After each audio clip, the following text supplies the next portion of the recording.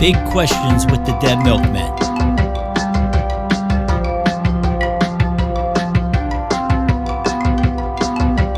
This week's big question is... Can you turn your phone, Dan? Yeah. What gives you the creeps? What are you scared of? What kind of phobias do you have? Any of these things? I do. I'm scared of dolls. Dolls? Yeah, you know, like the Uncanny Valley. You ever heard of this? Yeah. That'll be my recommendation, too, to look into Uncanny Valley and why it freaks me out. It makes me feel sick. Did your sister or your mom have dolls when you were growing up? My sister didn't play with dolls, but she was given dolls. And I would usually, sometimes I would cut their hair or dye their hair or like mangle them in some way. But we had these really creepy dolls that were my grandmother's dolls. And she was born in like the turn of the century, last century. And they had these, the hair was these wigs that would fall off, and their skulls, it was like this huge hole in their head, and their eyes were these kinds that when you would lean them back, they were supposed to close, but only one of them did, and they would it was horrifying. I had nightmares about them when I was a kid, and nobody played with them. They were in like a display case, and my mom liked dolls, but they all looked out from this case, and it was like they were always looking at me. I don't know. I just and marionettes. You don't My like grandmother marionettes? collected dolls too. Everybody watching this is now going to have a doll nightmare. Come here. But here's the thing. I'm actually not secretly, I guess, anymore, but I'm actually fascinated by it, and I'm drawn to it, and I love like the beginning of being John Malkovich with that marionette thing. It's amazing. But when I see them hanging lifeless in a store or in a window, it just freaks me the fuck out. So that's my thing. Shout out to MC Brett, because I've talked to him about it, but not really anybody else. All right, so your question, I have three things because you said something we were afraid of, a phobia, or something creepy. So I have one for each. And I don't know if they're specifically assigned to each of those terms. Something I'm afraid of. I'm not really a fan of horror movies. I know Rodney is a huge fan. I don't choose to watch horror movies. I don't know why. I don't really care to watch them. There are certain movies that I like that are scary. Like Aliens is one of my favorite movies of all time. So that's one. A phobia I have is I'm not real happy about flying. I love to travel. I love to see new places. I love to go places. I love to travel, and I've done a lot of flying in my life, but I've never really enjoyed the process of getting on an airplane and going up into the air, and it's just not fun for me. Let's see, something that's creepy for me. I think I may have told you this, or some of you this before. One of the creepiest things in the world for me is walking down the sidewalk and seeing a used Band-Aid on the ground. It just really grosses me out. It's like one of the creepiest things for me in the world. I would think finding it at the bottom of a salad would be worse. If you on the ground. I just hate finding Band-Aids on the sidewalk. It just grosses me out. It's really creepy. I don't know why. I hear you, man. I hear you. That's disgusting. Or like when you find one on the bottom of your shoe or something. Yeah. Ooh. I was reminded of it recently when I went into a public restroom and there was one on the ground there. I was like, I'm backing out of here. It's like when you see underwear on the side of the highway and you're like, what's the backstory? Your mind fills in something, and it's never pleasant. No. Okay, so those are my a quick, a humorous one, because mine won't be that funny. The sort of funny thing I always think of when somebody says that, and I couldn't find the clip, I wanted to send it to Dan, was there's a thing that used to be called Kids Couch on Infomania. This guy, Ben Hoffman, who hated kids, would sit on a couch and talk to kids, and it was great. And this one little boy goes, he said something about cows, and this little boy goes, "I'm afraid of cows." And Ben Hoffman goes, just look at this kid and goes, "That's stupid." And the kid goes, what are you afraid of? And he goes, without missing a beat, he goes, "Dying alone." And there was this like uncomfortable silence. If you can find it, I recommend it. So I used to be afraid of everything. I mean, I was a generally very nervous person. And just like, oh, this is going to happen, that's going to happen. And then about a year and a half, 2 years ago, we had some racist assholes come to town. And a bunch of us went to go show them that this wasn't welcome. And what happened was we were a little bit concerned. We all had phone numbers for lawyers and our blood type and our relatives on our arms. It was a really scary situation. They had planned to hurt all of us, and apparently they had all these plans. And I got up that morning, and like, this is my biggest fear. I mean, it had been my biggest fear for years, this sort of thing, some sort of invasion or something. What would I do? And I got up, and I remember I was lacing my boots, and just for like security, like my security blanket, there's and this sounds very highbrow, but if you know me, you know I'm not. In the Iliad, in Book 11, there's a scene where Odysseus is surrounded by enemy soldiers. He finds himself cut off, and he's surrounded, and he thinks about running. And he says to himself, well, wait a minute. If I run, then I'm a coward. But if I'm a coward, I would not be here. I wouldn't be in the middle of a battle. So I can't run because clearly I'm not a coward. So I kept saying that to myself. We got there, and a friend of mine, my friend Mike, met up with me, and so we had two of us together. Like that's how scary the situation was. And we went there, and the first thing we did, we stepped to the front lines.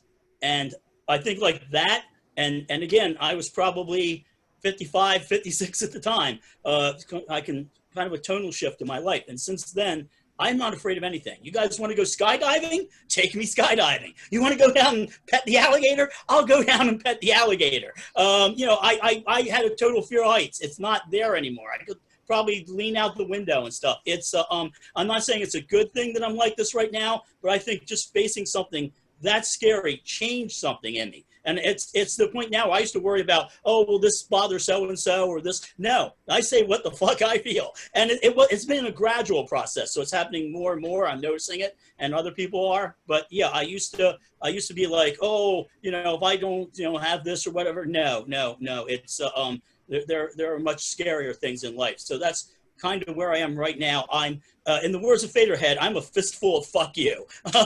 And I would like someday to hopefully get back to the point where things are so normal that I can be scared about normal things again. But right now, I'm a dangerous individual. My phobia, I have an unnatural fear of firearms or guns, if you want to think of them that way. And they also kind of creep me out, oddly enough.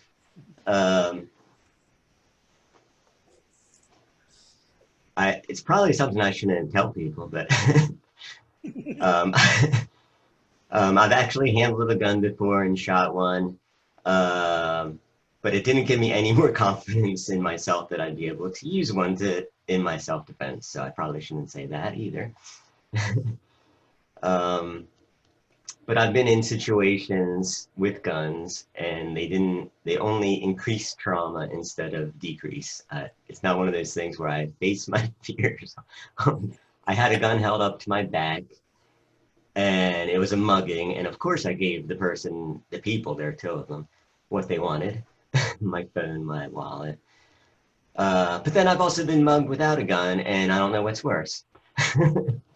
Our running joke in the band, folks, is every 30 seconds in America, someone is mugged, and that someone is Joe.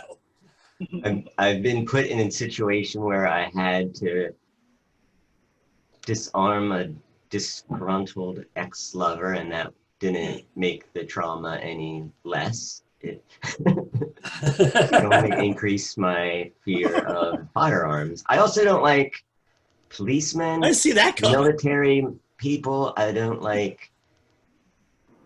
Some people, they say, oh, a guy in a uniform, how?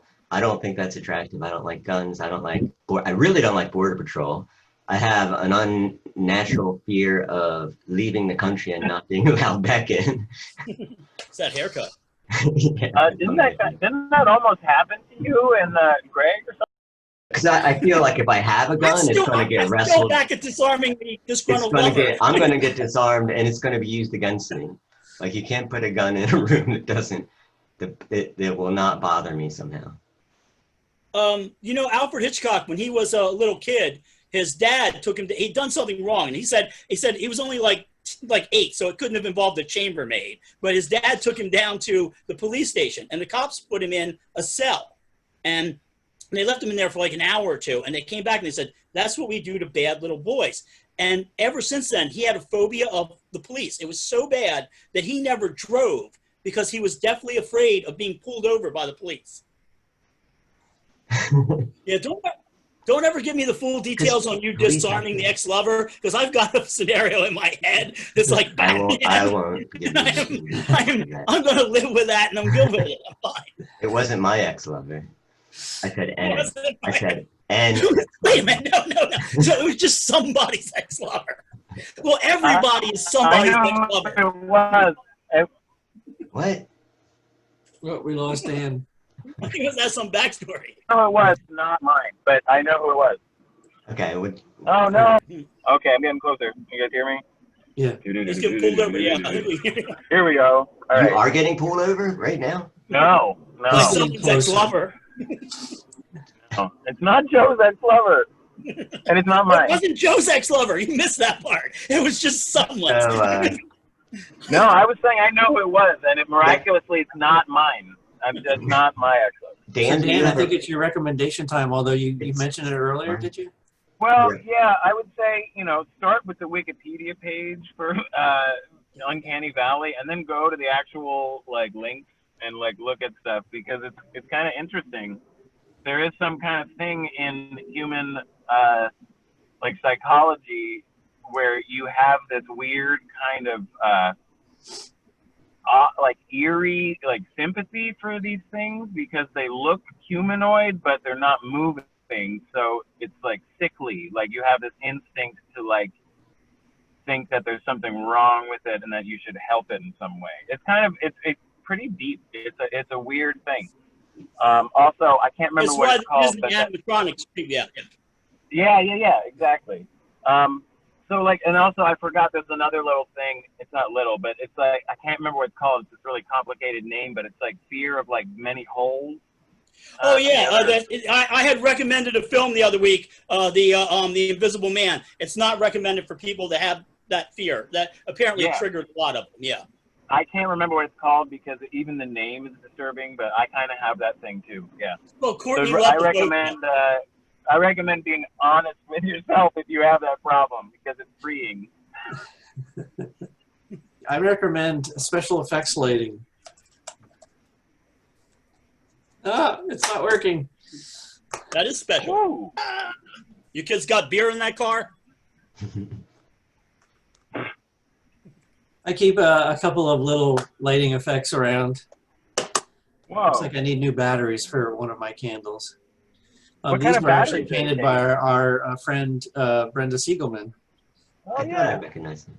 I have some of those too. Do they take little LED batteries? What do they take? They take those flat disc batteries. I forget what number they are, but yeah, you can change them out. I recommend having those. I use them for when I do little music video things, and just when I'm playing with synths and things, it's nice to have a little mood happening. So that's what I recommend. Yeah. Keep something on hand like that.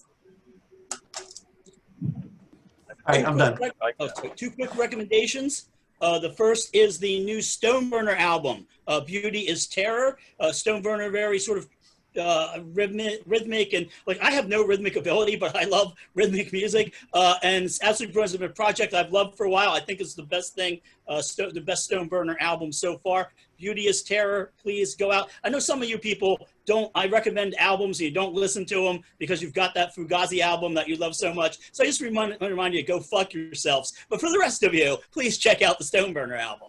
The other thing I would like to recommend is is a movie. It's a short film. It's available on Shudder, maybe some other places. It's called Host, and it is the first post-COVID horror movie. And believe it or not, it's good. It takes place in a Zoom meeting.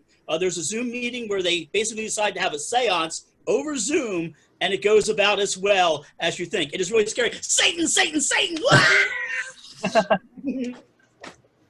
I checked a lot of boxes there. Dan's Fear of Dolls, the Uncanny Valley.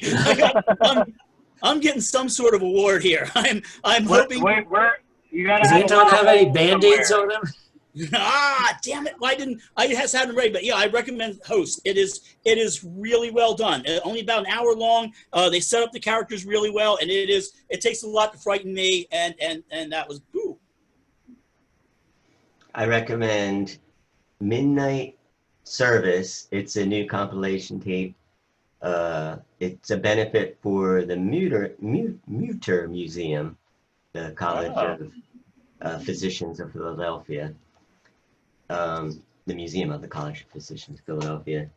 I'm sure a lot of people are familiar with that museum, but this tape has songs. Full disclosure, I'm on it too. I have a song on it. Or songs inspired by or about the museum. And I also recommend the museum itself. It just reopened. I have part of the Mütter Museum in my home. Ooh. No. It's like breaking up the attack from someone's ex-lover. That's all you're getting from me. You don't get to find out what it is or how I got it. You can fill it in with your damn imaginations. Okay.